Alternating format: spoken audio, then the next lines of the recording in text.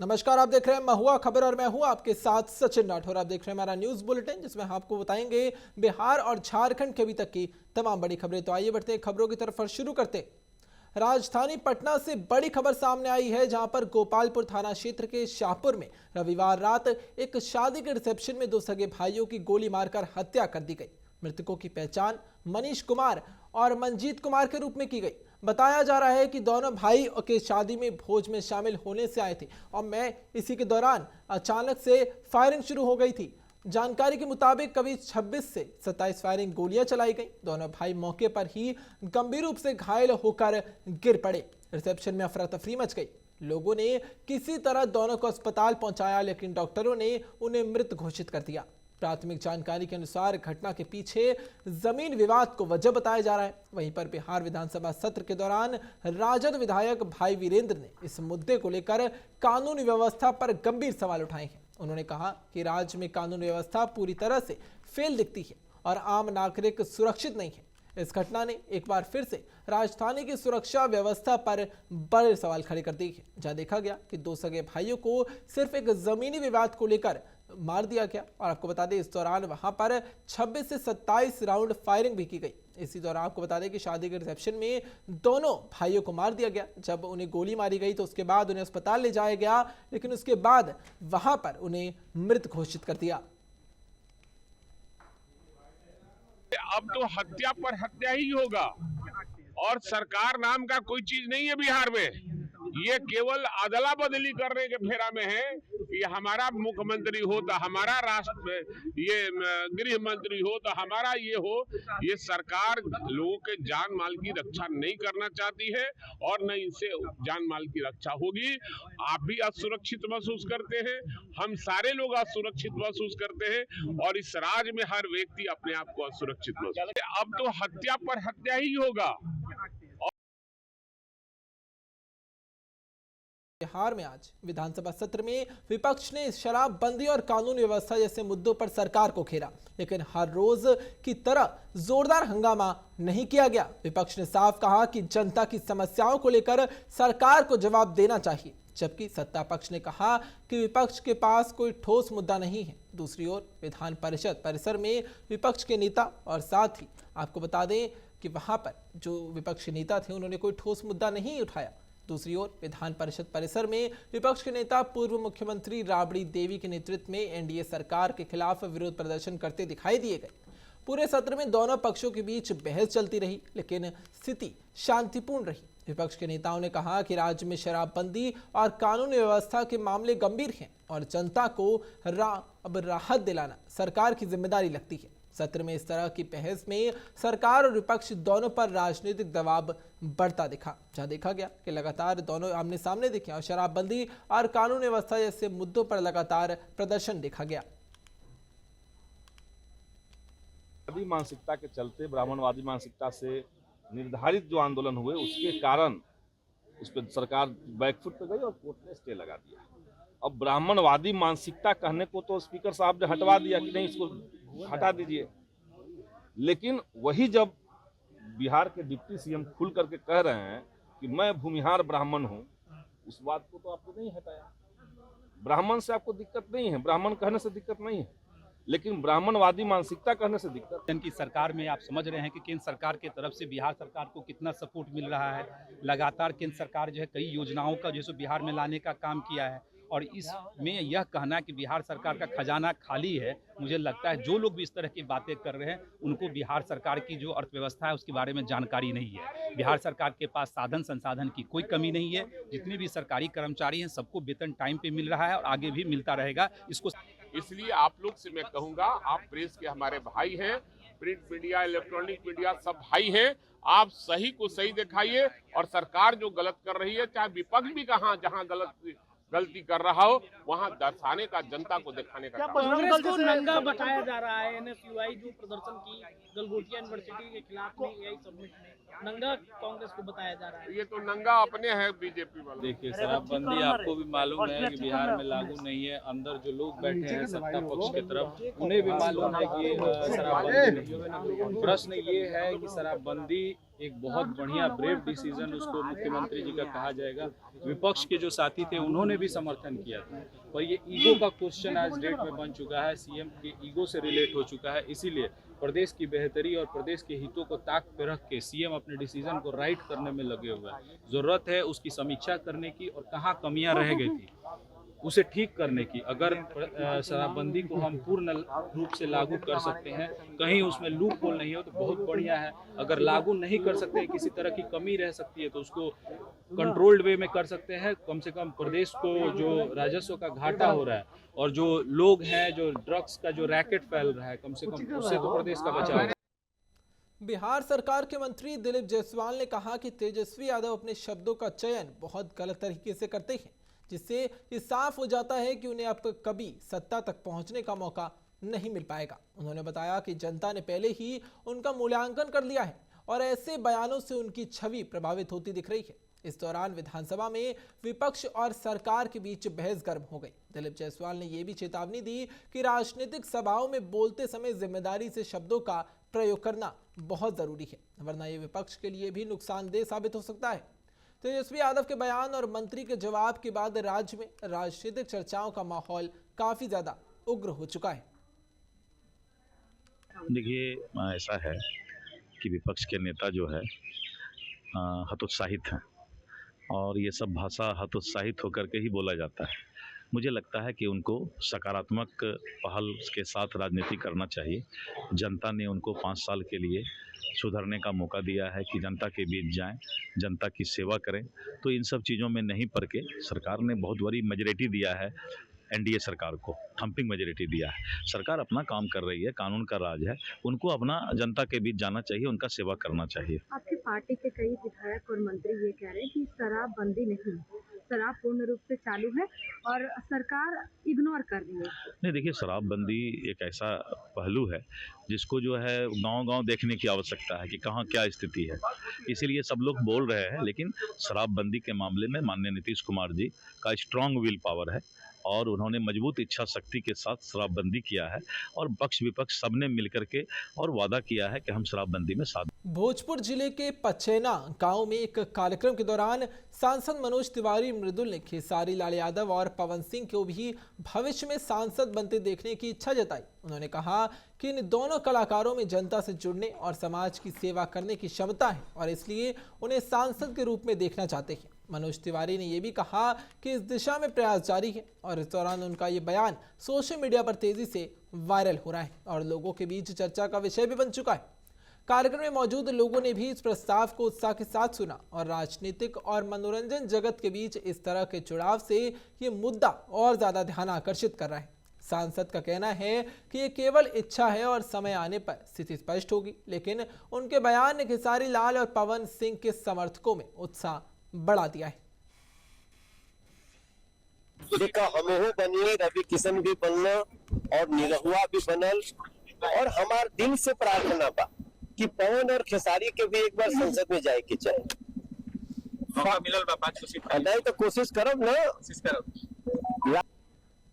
विधायक अनीता देवी ने कहा कि बिहार में दिव्यांगों के लिए पर्याप्त सुविधाएं नहीं है और उनकी समस्याओं पर सरकार गंभीर नहीं दिखती। उन्होंने सुझाव दिए कि जिला और प्रखंड स्तर पर विशेष कैंप लगाए जाए ताकि पढ़ाई, इलाज और देखभाल में सुधार किए जा सके। अनीता देवी ने यह भी कहा कि सिर्फ कानून बनाना ही काफी नहीं होता, बल्कि उनका सही क्रियान्वयन होना बहुत जरूरी है। उन्होंने अस्पतालों में भी होने वाले भ्रष्टाचार की तरफ ध्यान खींचा और ये कहा कि इससे दिव्यांगों को गंभीर परेशानी होती है। उनके इस बयान से राज्य में दिव्यांगों के अधिकारों और उनकी सुविधाओं पर चर्चा फिर से तेज हो चुकी है। देख रहे हैं आप, आपके साथ मैं हूं रिया सुमन। हमारे साथ बिहार विधानसभा की सदस्य अनीता देवी है, वारसलीगंज की विधायिका है। वर्तमान विधानसभा सत्र चल रहा है, ऐसे में इनकी क्या प्रतिक्रिया है, क्या कुछ अपने जिला को लेकर अपने सदन में आवाज उठा रहे हैं, उनको लेकर हम बातचीत करेंगे। क्या कुछ मामला है मैम? मैं सबसे पहले आपको धन्यवाद देती हूँ, बहुत सारी शुभकामनाएं देती हूँ और आपके चैनल के माध्यम से मैं एक बहुत बड़ी खबर पूरी आवाम को बताना चाहूँगी, अपने क्षेत्र के लोगों को बताना चाहूँगी और उन लोगों को भी धन्यवाद देती हूँ। और सबसे पहले आज मेरा तारांकित प्रश्न था जो 1900 नंबर पे था, जो 4 लोगों के बाद ही मेरा आना था, लेकिन समय की कमी की वजह से माननीय अध्यक्ष महोदय फिर शून्यकाल लिए। लेकिन मैं आपके चैनल के माध्यम से ये बता दूं कि बिहार राज्य में मेरा प्रश्न दिव्यांगों पर था, दिव्यांगजनों की जो लाचारी परेशानी है उन पर था। बिहार राज्य में दिव्यांगों की संख्या 23 लाख से अधिक है, परंतु दिव्यांगों की देखरेख, रोजगार, सुरक्षा एवं अन्य सुविधाएं प्रदान करवाने हेतु कोई आयोग गठित नहीं है अब तक। दिव्यांगों को अपनी समस्या रखने के लिए कोई विशेष फोरम या आयोग नहीं रहने के कारण न्याय के लिए दर दर भटकना पड़ता है। साथ ही साथ पढ़े लिखे मेधावी दिव्यांग छात्रों की मेधा धरी की धरी रह जाती है। तो मेरा प्रश्न था, सरकार बिहार राज्य में दिव्यांग आयोग की गठन कब तक कराने का विचार रखती है, अगर नहीं तो क्यों? तो ये क्वेश्चन का ऑनलाइन मुझे आंसर भी नहीं मिला है और मुझे मौका भी नहीं मिल पाया। तो अगर मुझे मौका मिलता तो ये प्रश्न के साथ साथ मैं एज सप्लीमेंट्री क्वेश्चन मैं रखती और बहुत ही क्लियर पिक्चर में दिखाना चाहती सरकार को और लाभान्वित होने वाले जो दिव्यांगजन हैं उनके लिए कि देखिए भारत में दिव्यांगजनों के लिए जो दिव्यांगजन अधिकार अधिनियम 2016 एक मील का पत्थर रहा है जरूर, लेकिन धरातल पर अभी भी कई ऐसे हक और अधिकार हैं जो कागजों से बाहर नहीं निकल पाए हैं। ये रियलिटी है। दिव्यांग समुदाय की प्रमुख मांगे और अधिकार जो अभी तक पूर्ण रूप से प्राप्त नहीं हुए हैं, कई हैं, लेकिन मैं संक्षिप्त करना चाहूंगी। देखिए 4% आरक्षण के बावजूद सरकारी नौकरियों में बैकलॉग है, खाली पद भरे गए नहीं है दिव्यांगजनों की। और आप देख पा रहे होंगे जो पूरे देश में जो UDID कार्ड बना दिए गए, लेकिन कई राज्यों में आज भी स्थानीय प्रमाण पत्र मांगे जाते हैं, स्थानीय प्रमाण पत्र माने जाते हैं। अधिकार जो एक कार्ड जो पूरे देश में हर योजना, रेलवे, बस, अस्पताल के लिए मान्य हो, वह व्यवस्था अभी भी पूरी तरह सुचारू नहीं है डियर। अब मैं आपको ये चीज संक्षेप में कहूंगी, अधिकार जो नहीं मिला है, देखिए पंचायतों से लेकर संसद तक महिलाओं या अन्य वर्गों की तरह दिव्यांगों के लिए भी कोई राजनीतिक आरक्षण अभी तक नहीं है। मेरी मांग इस पर थी। नीति निर्धारण में दिव्यांगों की सीधी भागीदारी नहीं होगी, उनकी आवाज दबती रहेगी, इसलिए मैंने ये मांग रखी है। और देखिए सरकार ने कानून तो बना दिए, लेकिन बजट का अभाव और प्रशासनिक उदासीनता सबसे बड़ी बाधा है। दिव्यांगों जनों को केवल सहानुभूति नहीं बल्कि समान अवसर और समान अधिकार की आवश्यकता है। UDI कार्ड जो नहीं बना है अभी तक, पंचायतों में वारसलीगंज और आसपास के कई प्रखंडों में कई दिव्यांगजनों का अभी तक UDI कार्ड भी नहीं बना है, जिससे हमारे दिव्यांगजन पूरी तरह लाभान्वित नहीं हो पा रहे हैं। मेरी बातें उसी पे थी। सहायक उपकरणों का वितरण जो है, मैंने क्षेत्र के गरीब दिव्यांगों के लिए ट्राईसाइकिल, व्हील चेयर, कान की मशीन और बैसाखी के वितरण हेतु एलिमगो ALIMCO के सहयोग से एक विशाल वितरण शिविर का आयोजन किया जाए, मैं सरकार से मांग करती हूँ। रोजगार और ऋण की सुविधा, देखिए बिहार राज्य दिव्यांगजन स्वरोजगार योजना का लाभ दिलाया जाए, मैं सरकार से मांग करती हूँ, प्राथमिकता के आधार पर दी जाए। और दिव्यांग बच्चों की पढ़ाई बाधित नहीं हो, इस पर भी मैं सरकार का ध्यान आकृष्ट करना चाहती हूँ। तो आज आपकी बात नहीं रखी गई? हाँ, मुझे मौका नहीं मिला, लेकिन ये मेरी क्वेश्चन सरकार पास चली गई है। इस पर मुझे पूरा भरोसा है कि सरकार इस पर जरूर अपना ध्यान देगी और हमारे दिव्यांगजनों, दिव्यांग भाइयों का हर संभव प्रयास होगा उनको लाभान्वित करने का। और मैं इनकी बुलंद आवाज बनकर इनकी मांग हमेशा उठाती रहूंगी। चलिए देखिए, हमारे साथ अनीता देवी से बातचीत कर रहे थे, वार्षलीगंज की विधायिका है वर्तमान। इन्होंने दिव्यांग को लेकर बड़ा निर्णय लिया है और बड़ा कदम उठाया। सरकार को इन्होंने ज्ञापन सौंपा है कि दिव्यांगों के लिए सरकार को निर्णय लेना चाहिए, कैंप लगाना चाहिए उनके इलाज के लिए, उनके व्हील चेयर के लिए, तमाम चीजों को लेकर इन्होंने सदन में आज सरकार से सवाल किया है। फिलहाल बने रहे हमारे साथ महुआ खबर में। बहुत बहुत धन्यवाद। कैमूर के भभुआ में मदर शकुंतला स्कूल के साइंस एग्जीबिशन कार्यक्रम का आयोजन किया गया। जिसमें स्कूल के छात्र छात्राओं ने अपनी मेहनत और कल्पना से शानदार वहां पर प्रोजेक्ट्स प्रदर्शित किए। बच्चों के प्रदर्शन से वहां पर लोग बहुत खुश दिखे और साथ ही परिजन भी कार्यक्रम में आए और उन्होंने बच्चों की कलाकारी की सराहना की।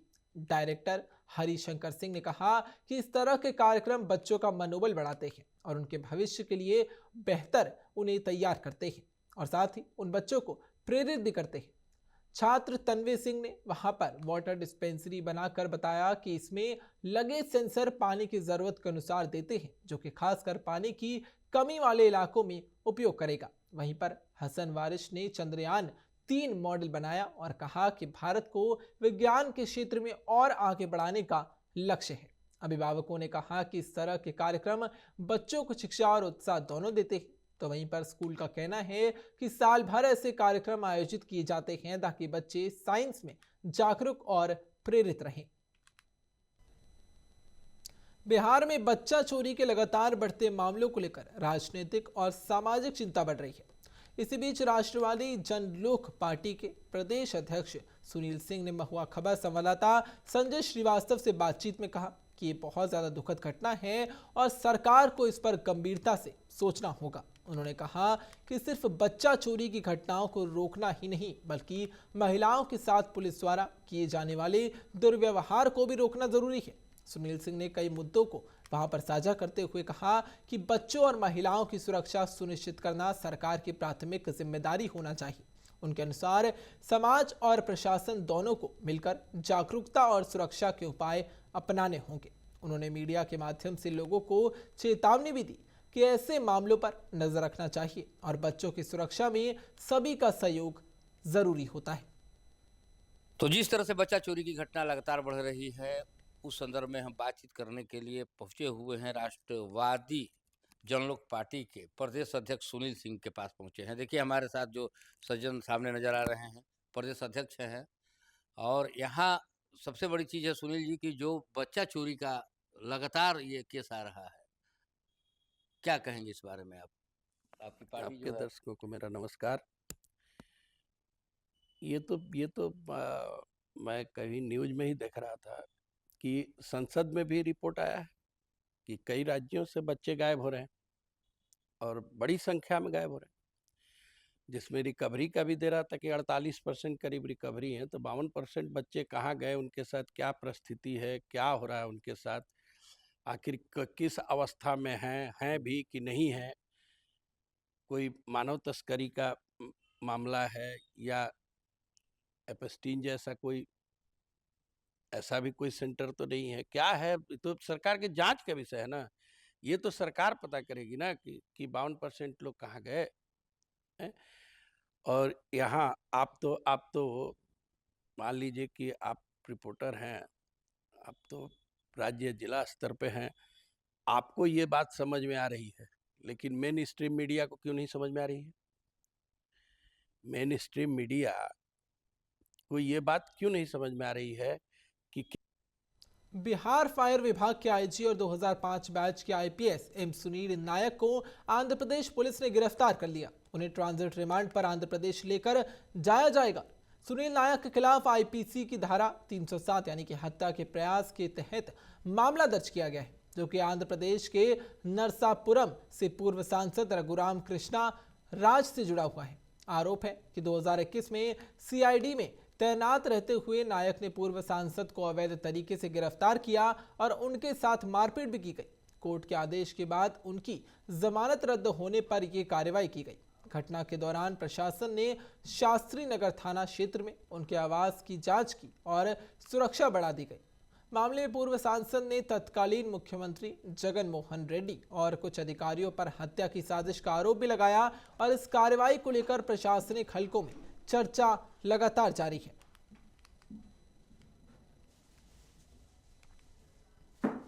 धनबाद नगर निगम चुनाव के दौरान सुसनीलेवा नगर गांव में आपको बता दें वहां बूथ संख्या 58, 59, 13 और 14 पर पार्षद प्रत्याशियों के समर्थन आंकड़े सामने आ गए और साथ ही कहासुनी धीरे धीरे धक्का मुक्की में बदल गई।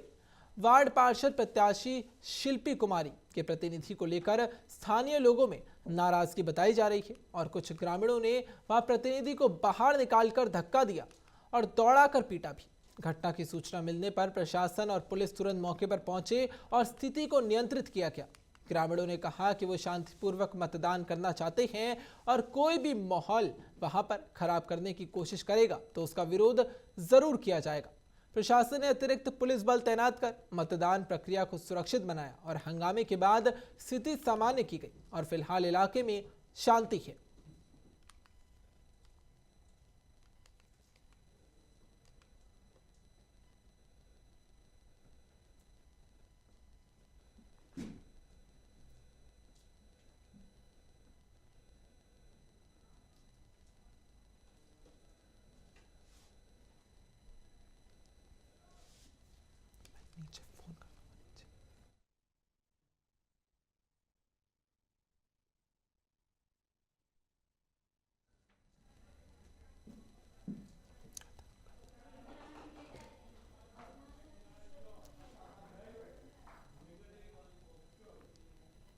भागलपुर में पुलिस सप्ताह के पहले दिन 22 फरवरी को समीक्षा भवन में यातायात जागरूकता कार्यशाला आयोजित की गई। कार्यक्रम का उद्घाटन वरिष्ठ पुलिस अधीक्षक प्रमोद कुमार यादव, उप विकास आयुक्त प्रदीप कुमार सिंह और सिटी एसपी शैलेंद्र सिंह सहित अन्य अधिकारियों ने दीप प्रज्वलित कर किया।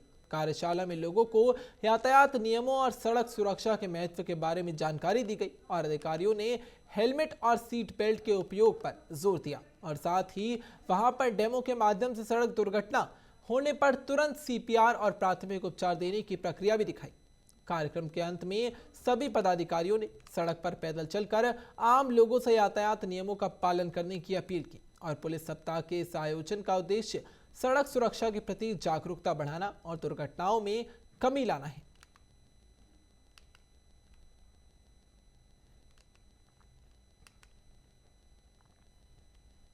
राष्ट्रीय जनता दल के कार्यकारी अध्यक्ष तेजस्वी यादव अपनी पार्टी को कहां ले जाना चाहते हैं, ये उन्हें बता दिया गया है। आपको बता दें कि उन्होंने राजद कार्यकर्ताओं को अपना लक्ष्य बताकर नया टास्क भी दिया है। तेजस्वी के इस नए लक्ष्य की चर्चा खूब हो रही है। देखिए पटना से मुकेश कुमार की एक खास रिपोर्ट।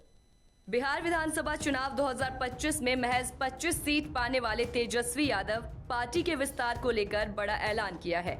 उन्होंने कहा कि अब राजद केवल बिहार तक सीमित नहीं रहेगी, बल्कि अन्य राज्यों में भी अपना आधार मजबूत करेगी।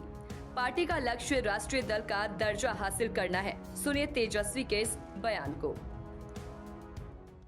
जिस दौर में तानाशाही चरम पर है, उस दौर में ये रास्ता जो है सरल नहीं रहेगा, बहुत कठिन रहेगा कि कर्पूरी जी के अरमानों को, उनके सपनों को हम लोगों को पूरा करना। कोई समाज के हो, अंतिम पैदान पर समाज जो खड़ा हो, पिछड़े हो, अति पिछड़े हो, अल्पसंख्यक हो, जो back bencher of the society जो है, जो वंचित शोषित समाज जो है, उनको मुख्य धारा में हम लोगों को लाना है। सबको सम्मान मिले, सभी जात बिरादरी के लोगों को सम्मान बना रहे, बराबरी का मौका मिले, यही हम लोगों का अरमान है। सबको अच्छी शिक्षा मिले, सबको अच्छी चिकित्सा मिले, लोगों को अधिकार सम्मान मिले। हम लोग तो चाहते हैं कि हर कोई को नौकरी रोजगार मिले, गरीबी खत्म हो, किसानों को उनका उचित दाम मिले।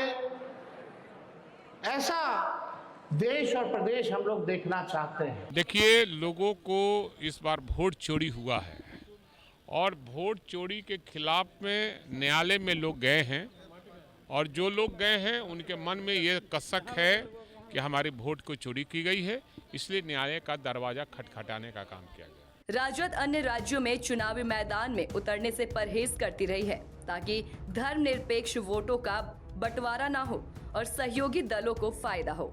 लेकिन अब आने वाले समय में पार्टी बिहार के साथ साथ अन्य राज्यों में भी अपने संगठन का विस्तार करेगी।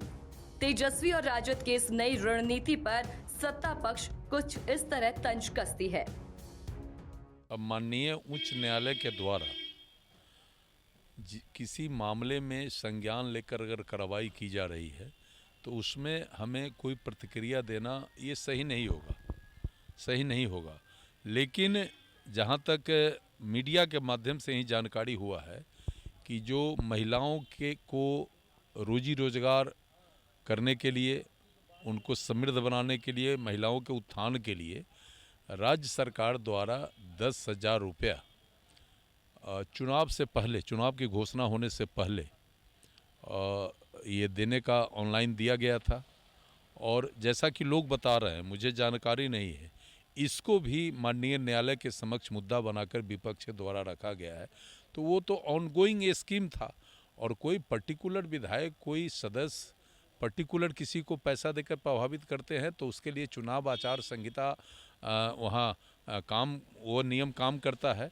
लेकिन ये मामला जो है, जहाँ तक मेरे संज्ञान में और मेरे जानकारी में है, ये तो सरकार का ऑनगोइंग स्कीम था, जिसके तहत ऑनलाइन खाते में, महिलाओं के खाते में, दीदियों के खाते में ऑनलाइन पैसा भेजा गया था। और यहाँ जीरो पे बोल्ड होने वाले जाले हैं और आप कह रहे राष्ट्रीय स्तर पे ले जाएंगे। इतनी भी सदस्य नहीं है कि वो एक राज्यसभा में अपने प्रतिनिधि को भेज सके, और यहाँ देश स्तर पे बात कर रहे हैं। पहले बिहार को संभाल लें, अपने परिवार को संभाल लें, अपने पार्टी को संभाल लें, तब न ये सब देश स्तर पे बात करेंगे। तो आज जो नकारात्मक राजनीति तेजस्वी यादव जी और राहुल गांधी जी के नेतृत्व में पूरे देश में हो रहा है, वो बिहार की जनता और भारतवर्ष की जनता देख रही है। खजाना खाली हो गया है। अरे 2005 से पहले का आंकड़ा हम लोग सदन में बैठे थे लेके ना, विपक्ष जो है सो वॉकआउट कर गया। सुनता है ना विपक्ष कि किस तरह का आंकड़ा पहले हुआ करता था। अपराधी तत्व के लोग जैसे सीएम हाउस में बैठे मिलते थे, तो विपक्ष के लोग लॉ एंड ऑर्डर पे कुछ बोलते हैं तो सबको हंसी आती है। लॉ एंड ऑर्डर के मामले में सरकार काफ़ी संवेदनशील है। एक भी घटना घटित नहीं हो, पूर्ण विराम लग जाए, सरकार इसके लिए कृत संकल्पित है। सरकार के 100 दिन पूरे होने के हैं, लिहाजा तेजस्वी अब अपने वादों के मुताबिक सरकार के 100 दिन पूरे होने के बाद अब अपनी चुप्पी तोड़ेंगे और चुनाव के दौरान किए गए वादों को पूरा न करने को लेकर सरकार को जवाबदेह ठहराएंगे। यानी अब तेजस्वी आगामी राजनीतिक रणनीति और राष्ट्रीय स्तर पर पार्टी की सक्रियता के लिए खुद को न सिर्फ मजबूत तौर पर जनता के सामने पेश करेंगे, बल्कि मृत प्राय हो चुकी पार्टी में संजीवनी भी डाल। खबरों का सिलसिला यूं ही जारी रहेगा, लेकिन अभी के लिए इतना ही। देखते रहिए महुआ खबर।